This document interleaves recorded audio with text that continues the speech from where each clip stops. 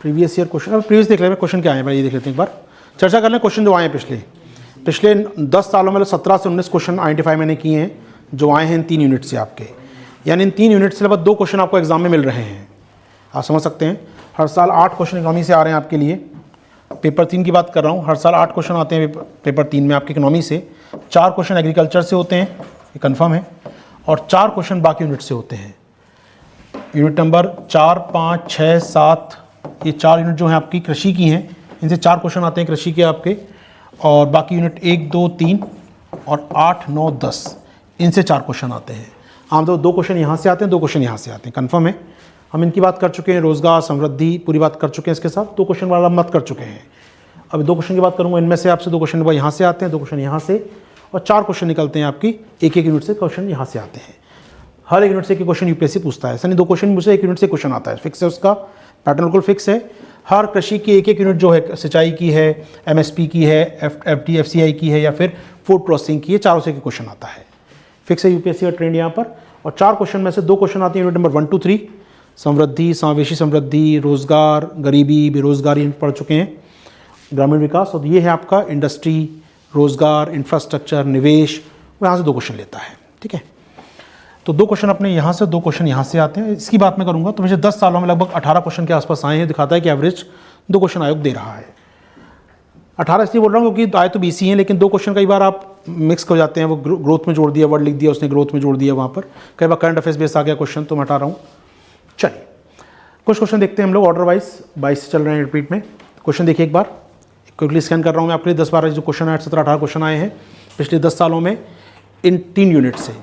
Again PPP की आवश्यकता क्यों है, सिंपल है कि तो पीपीपी की आवश्यकता क्यों है। भारत में रेलवे स्टेशन के विकास के लिए पीपीपी की भूमिका का अर्चन कीजिए। तो रेलवे स्टेशन बनाने देश में कई आपको मॉडर्नाइज करने हैं रेलवे स्टेशन, उनमें पीपीपी का योगदान क्या होना चाहिए, पीपीपी की भूमिका का परीक्षण करना है आपको 150 वर्ड के अंदर।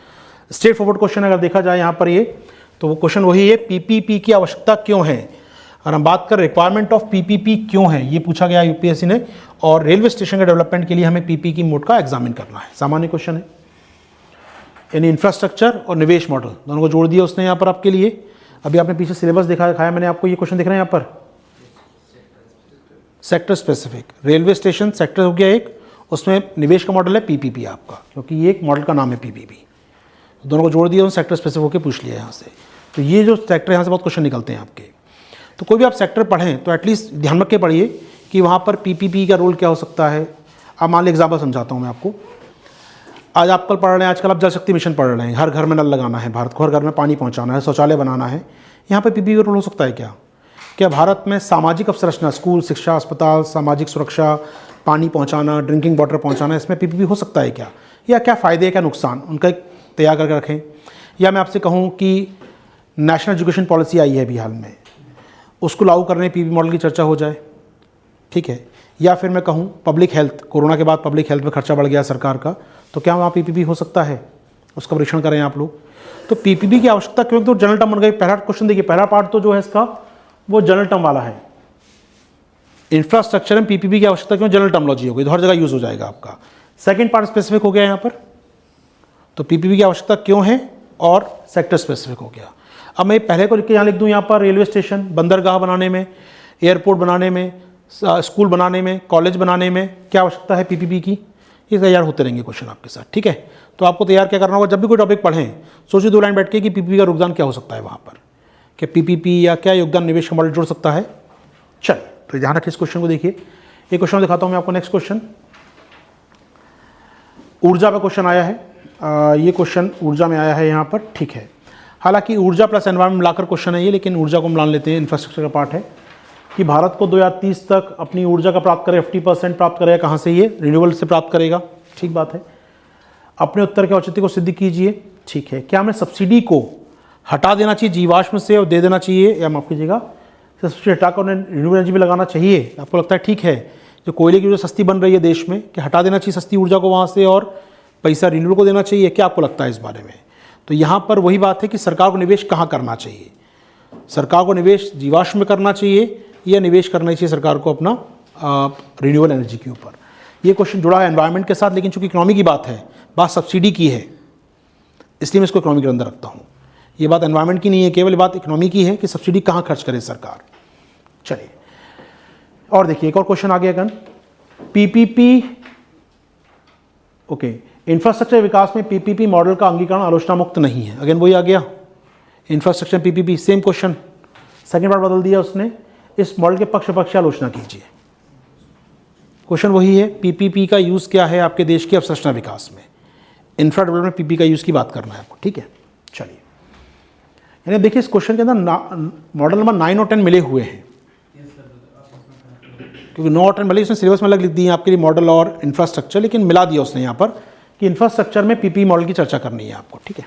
चलिए क्वेश्चन देखिए, अगेन इंफ्रास्ट्रक्चर पर, investment in infrastructure essential for more rapid inclusive economic growth. अवसंरचना में निवेश करना जरूरी है, किस काम के लिए, त्वरित और आर्थिक समृद्धि के लिए। याद है आर्थिक समृद्धि का वर्ड, तो अवसंरचना में निवेश करना होगा आपको इस काम के लिए। इस परिप्रेक्ष्य में भारत के एक्सपीरियंस की चर्चा कीजिए। 91 से 2023 का एक्सपीरियंस आपके सामने 2 बार बढ़ गया।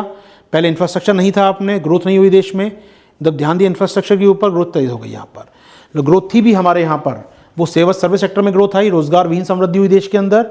अब रोजगार पैदा करना है तो ध्यान देना होगा इंफ्रास्ट्रक्चर पर, इसलिए गति शक्ति और सारे काम जो है साथ ही बात हम लोग करते दिख रहे हैं।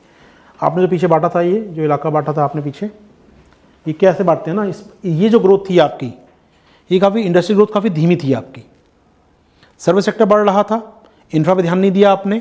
यहाँ पे इंफ्रा पे ध्यान दे रहे हैं लगातार हम लोग, गोल्डन क्वाड्रेंगल बन गया, पीएम ग्राम सड़क योजना चालू हो गई, अवसर सामाजिक अवसर बन रही है, भारत निर्माण हुआ, अटल जी मिशन आ गया, बहुत सारे काम हो रहे हैं, अब तो गति शक्ति तक आ गया हमारे पास।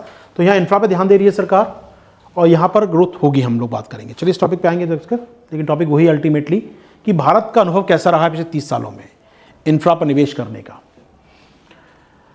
अगला देखिए यहाँ पर, एक अर्थव्यवस्था में पूंजी निर्माण के रूप में विनियोग के अर्थ की व्याख्या कीजिए। Explain the meaning of investment in economy in terms of capital formation. पूंजी निर्माण के लिए निवेश की आवश्यकता, पूंजी निर्माण से निवेश क्या जुड़ता है आके, ये शब्द कहाँ जुड़ता है, पूंजी निर्माण और निवेश। सर ये पूरकता का है सिद्धांत कि जितना जितना पूंजी निर्माण करते जाएंगे उसी हिसाब से इन्वेस्टमेंट बढ़ेगा, लॉजिस्टिक कम होगा, फिर निवेश बढ़ेगा। अल्टीमेटली वो साइकिल याद करें, इतना निवेश वाला साइकिल, निवेश, उत्पादन, आय, बचत, निवेश। जितनी ज़्यादा बचत होगी, सेविंग रेट जितना ज़्यादा होगा, उतना निवेश, उतना कैपिटल फॉर्मेशन होगा। जितना कैपिटल फॉर्मेशन होगा जीडीपी उतना तेजी से बढ़ेगा। तो बहुत सीधी बात यहाँ पर है कि पूंजी निर्माण का सीधा मतलब क्या है, जितना निवेश होगा उतना पूंजी निर्माण होगा देश के अंदर। तो इंपॉर्टेंट बात होती है अपने आप में ये। तो पर एक सार्वजनिक निजी निकाय के मध्य कंसेशन एग्रीमेंट तैयार कर समय विचार किया जाना चाहिए, ठीक है। तो उन कारकों की विवेचना कीजिए कि अगर पीपीपी एग्रीमेंट को तैयार कर रहे हैं आप, तो किन किन बातों को ध्यान रखें। 2 पार्ट हैं इस क्वेश्चन के, एक पार्ट सिंपल कह रहा है भैया कि निवेश चक्र कैसे जोड़ना है आपको, दूसरा साइकिल कह रहा है, दूसरा पार्ट कह रहा है इस क्वेश्चन का कि पीपीपी एग्रीमेंट जब साइन करें किसी प्राइवेट पार्टी के साथ आप, तो किन किन बातों को ध्यान रखिए। समयबद्ध सीमा में काम हो जाए, पारदर्शी तरीके से काम हो जाए, गरीबों के हितों का ध्यान रखा जाए, बहुत ज़्यादा कोई टोल ना लेन लगे यहाँ पर, तो सारी बातें होनी चाहिए। कंसेशनल एग्रीमेंट आप दे रहे हैं कि सस्ती ज़मीन दे रहे हैं उस व्यक्ति को आप, तो क्या उम्मीद करेंगे उससे आप। तो अगर आप एज अ डीएम या अधिकारी हैं तो आप उन कारकों की विवेचना की जिन पर एक सार्वजनिक निकाय अनुबंध तैयार करते समय विचार किया जाना चाहिए।